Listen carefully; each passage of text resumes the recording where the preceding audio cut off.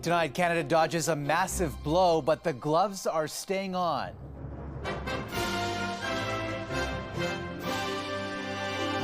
Spared from new measures while keeping old ones in play. We're going to fight these tariffs. The high-stakes huddle tomorrow morning.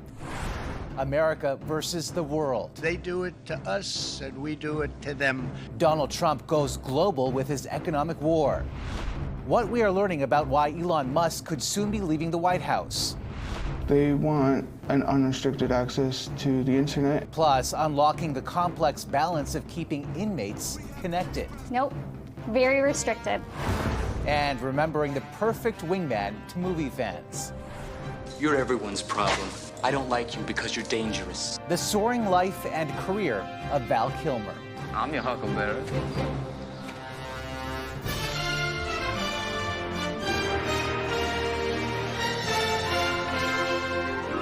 CTV National News with Omar Sachedina. Good evening. Canada avoided the worst of it, but it wasn't spared completely. The Prime Minister revealing today he'll meet with premiers in the morning to discuss Canada's response to a trade war Donald Trump sharply escalated today, condemning the, quote, foreign scavengers who, according to him, have looted America's wealth. CTV's Judy Trinh starts us off with the Canadian impact. The U.S. president painted America as a victim of unfair global trade. Tariffs give our country protection against those that would do us economic harm. Then Donald Trump presented a list of nations that would be punished. If you look at that, dozens of countries in Europe, Asia, South America, and Africa would be hit with tariffs ranging from 10 to 50%. But Canada and Mexico were not on the list. The positive thing that I saw was we weren't on that list. We weren't on page 1, we weren't on page 2, we weren't on page 3. Later, the White House stated that under the North American Free Trade Agreement, previously signed by Trump in 2018, most goods would get 0 tariffs, but 25% tariffs would remain on non-compliant products. The Prime Minister did not get a heads up about what Trump was going to do. Canada got a reprieve from reciprocal tariffs, but other duties are coming. As of this evening, the tariffs on automobiles will enter into force, and the U.S. has signaled that there will be additional tariffs in so-called strategic sectors, pharmaceuticals, lumber, and semiconductors. After meeting with trade experts and his cabinet, Carney will debrief provincial leaders Thursday. Right now, there are U.S. tariffs on steel and aluminum, softwood lumber, and potash. The premiers are looking for more clarity about what Canada will do next. You don't treat your neighbors like this.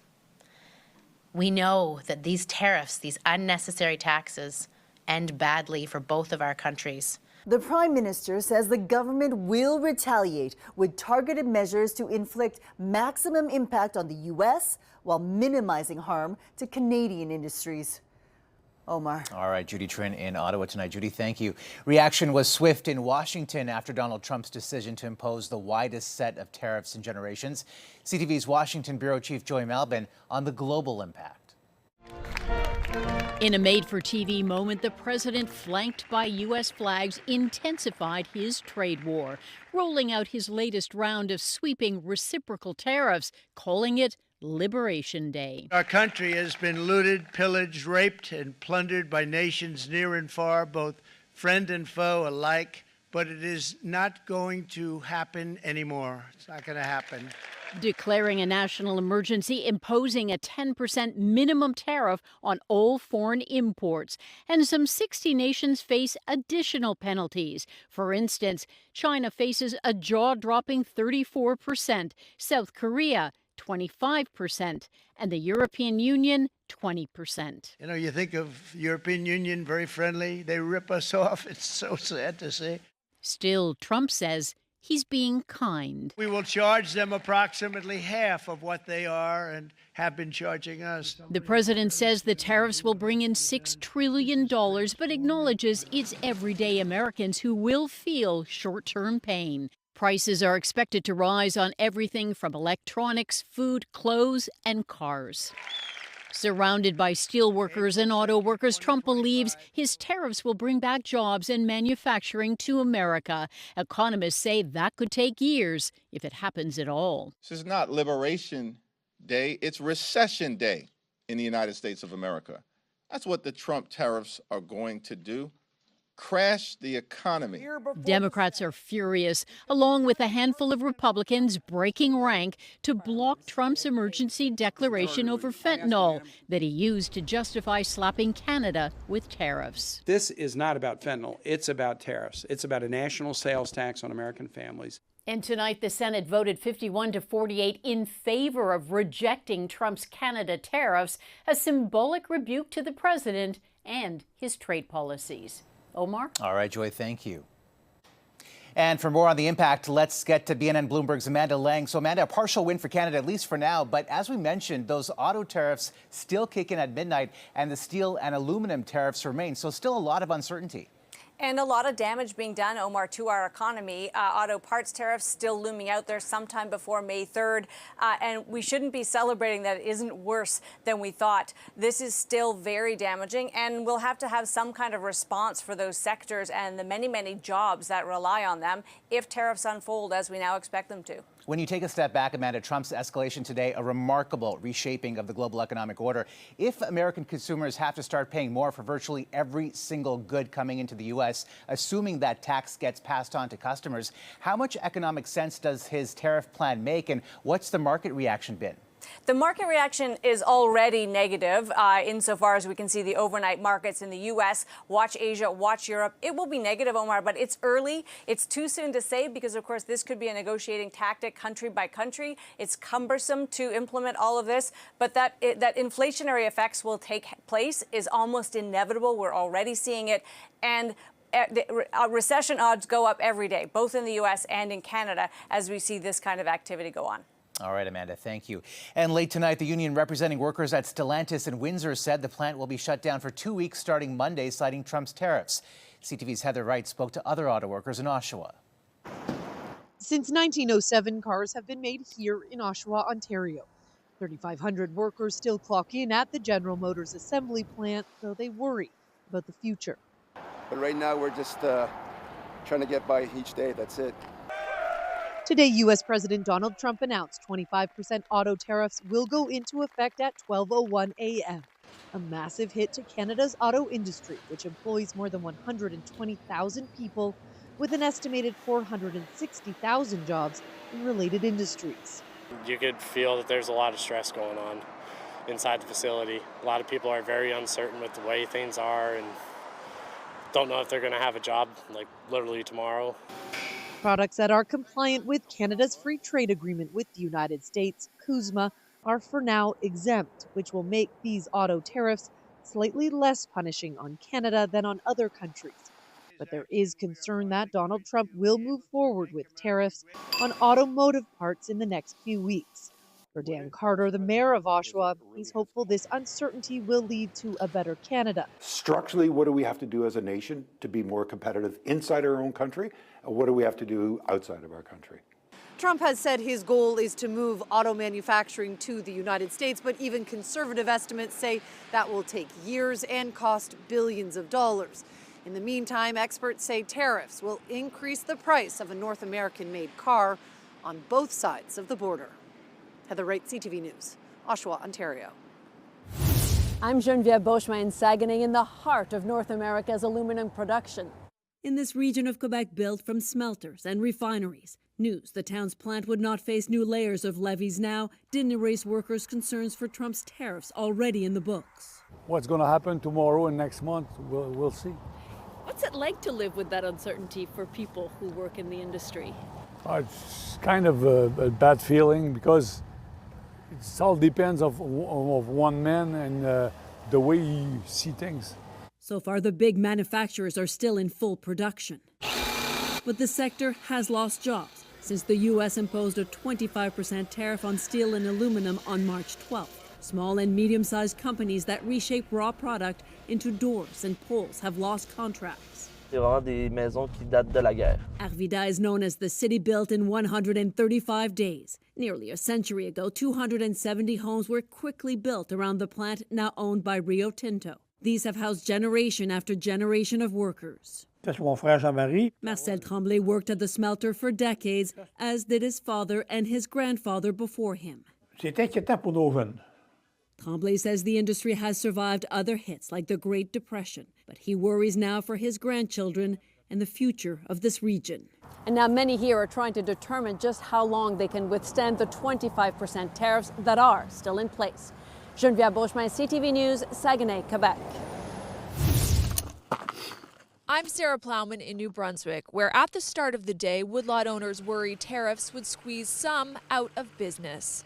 I know the margins on our side are razor thin. No tariffs arrived, at least not today. It's good news in the sense that we won't be seeing any additional tariffs. But the industry isn't out of the woods yet. Prime Minister Mark Carney said the U.S. has signaled there could be additional tariffs for lumber. There's already a 14% tariff on Canadian softwood lumber, and duties could be rising. Part of a long bilateral battle where the U.S. industry argues Canadian softwood lumber is unfairly subsidized, while Canada refutes this. In his various announcements since becoming president, Mr. Trump had mused about increasing the tariff on softwood lumber to 27%, which would be a little less than doubling the 14.6%. But that's not what he did today. A month ago, the White House ordered a new lumber investigation into posing more tariffs on national security grounds. One expert notes the real loser is the American consumer, buying new homes as the cost of building keeps going up. Sarah Plowman, CTV News, St. John. With tariffs top of mind on the campaign trail, Conservative leader Pierre Poilievre also weighed in this evening at a rally in Kingston, Ontario. The president is betraying America's closest friend and attacking our economy, proving once again that Canada must end its era of overdependence. The comments come after late tonight the Conservatives booted their fourth candidate in just 2 days. Don Patel is no longer running to represent the Toronto area riding of Etobicoke North. The party revealing this screenshot, calling the endorsement of the statement unacceptable. Meanwhile, another former candidate, Laurent Singh, who was dropped in a Vancouver area riding, said today he will appeal. There are reports Elon Musk's role in the Trump administration could soon be coming to an end. As a special government employee, his appointment was only supposed to last 130 days, but the White House could have extended that. Well, I think he's amazing, but I also think he's got a big company to run, and so at some point he's going to be going back. This as sales of Musk's company Tesla have tumbled 13%, and it's become a target for vandalism. It's wide-scale domestic terrorism with the purpose of intimidation. News of Musk's departure comes after he spent millions backing a conservative judge who lost to a liberal in the race for a seat on the Wisconsin Supreme Court, a contest that also became a referendum on Musk. I never could have imagined that I'd be taking on the richest man in the world. And we won! There are reports some of his decisions have sparked rifts with those closest to the president. And Amazon has reportedly made a late bid for social media giant TikTok. In a letter to U.S. Vice President J.D. Vance, TikTok has until Saturday to find a non-Chinese buyer or face a ban in the United States. Overseas, Israel revealed a major expansion of its military offensive in Gaza, seizing territory and demanding Hamas return dozens of remaining hostages as mass evacuations of Palestinians continue. Israeli officials say large areas of the Gaza Strip will be seized and added to their security zone. Firefighters drilled through the rubble of a collapsed hotel today, rescuing a man more than 125 hours since Myanmar's major earthquake on Friday. More than 3,000 people have been killed as the search for survivors continues. Coming up. It gave me a chance to make a professional. The ups and downs of internet access inside a federal prison.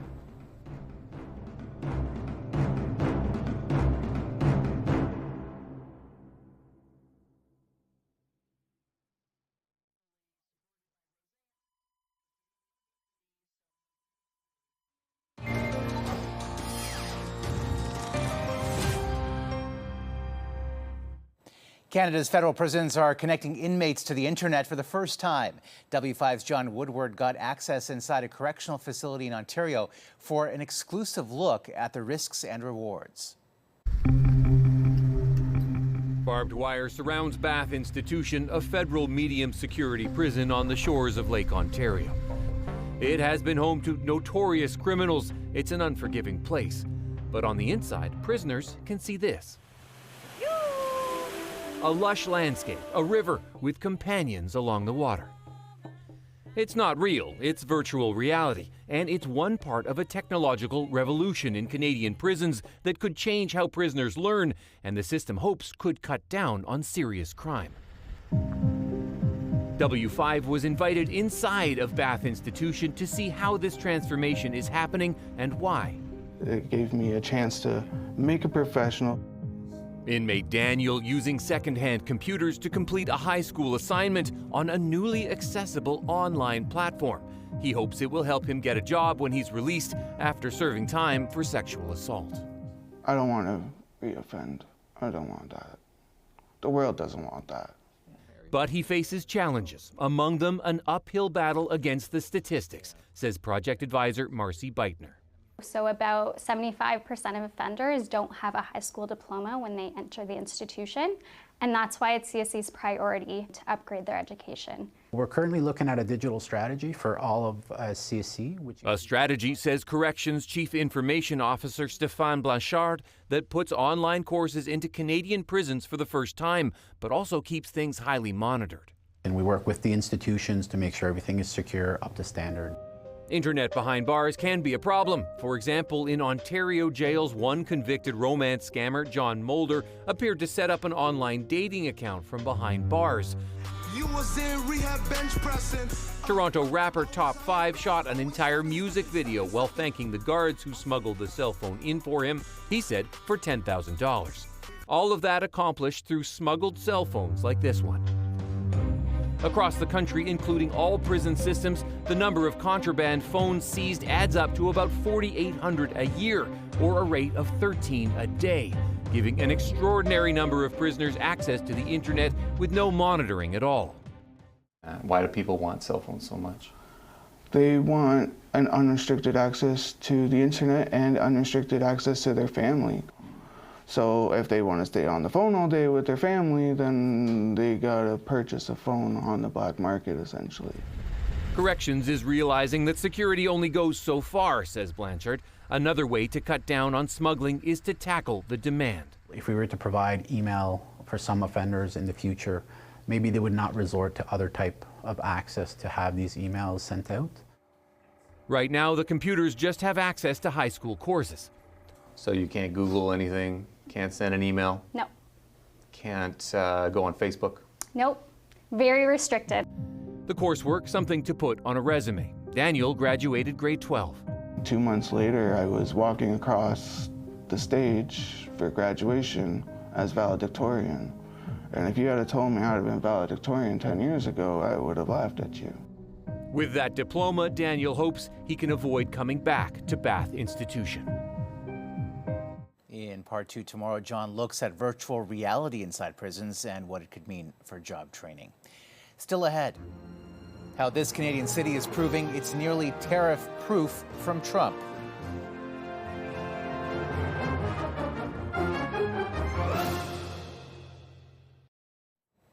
We've been focusing on parts of Canada feeling the pinch of Donald Trump's tariffs, but there is one city that appears to be more insulated and resistant than the rest. CTV's Andrew Johnson takes us there and tells us why. Bags of Canadian-made industrial absorbent are filled, then stacked at this Kamloops manufacturer that, like many Canadian businesses, has been turned upside down over tariffs. It's caused me many sleepless nights. Progressive Planet's chemical-free products, including cat litter you may find in your home, are sold across North America. Proud to say that almost close to 100% of our input into most of our goods is being sourced locally here in British Columbia. That puts us at a significant advantage. But the company admits it wasn't maximizing its Canadian market or partnerships until supporting local became a national rallying cry. That caused Progressive to pivot. It's also really spurred us on to work harder to make Canadian consumers aware of our Made in Canada products. Progressive Planet is positioned well to do that, just like the city of Kamloops itself, identified as one of Canada's least vulnerable communities to Trump's tariffs. Well, I don't think anywhere is immune, but I think that because of our diversified economy, we have a buffer. This local economy, according to Statistics Canada data crunched by the Canadian Chamber of Commerce, is less dependent on U.S. exports than most. An old mill town that's become much more. We've seen an explosion in tourism businesses, technology businesses, arts and culture. An advantage this community will gladly accept as people across the country take a fresh look at what Canada has to offer. Amazing what we have within our own backyard here. Andrew Johnson, CTV News, Kamloops, BC. Still ahead. If Bruce Wayne could have given his life for your family, he would have. How Hollywood is remembering the life of Val Kilmer.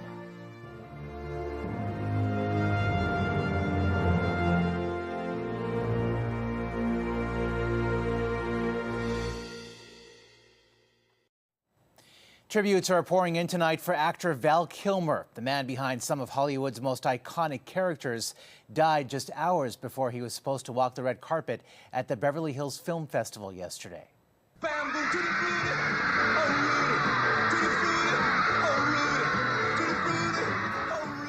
Kilmer started out as a stage actor and made his feature debut in the 1984 slapstick spy movie Top Secret. What's your problem, Kazansky? You're everyone's problem. That's because every time you go up in the air, you're unsafe.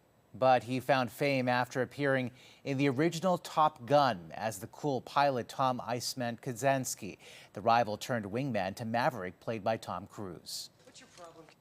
If Bruce Wayne could have given his life for your family, he would have. In 1995, Kilmer took on his biggest role yet as the Caped Crusader in Batman Forever, though that was the only time he played the title character in the franchise. If I was to say to you, girl, we couldn't get much higher. The prolific actor experimented with different genres throughout his career, including a dramatic turn as The Doors frontman Jim Morrison. Who's the better pilot, you or me? While a return to Iceman in the 2022 Top Gun sequel was Kilmer's final on-screen appearance, his voice raspy after struggling with throat cancer for years. His daughter said Kilmer died from pneumonia at the age of 65. And that is a snapshot of this Wednesday.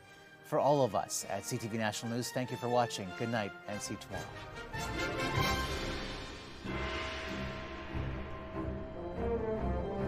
CTV National News, Canada's #1 newscast.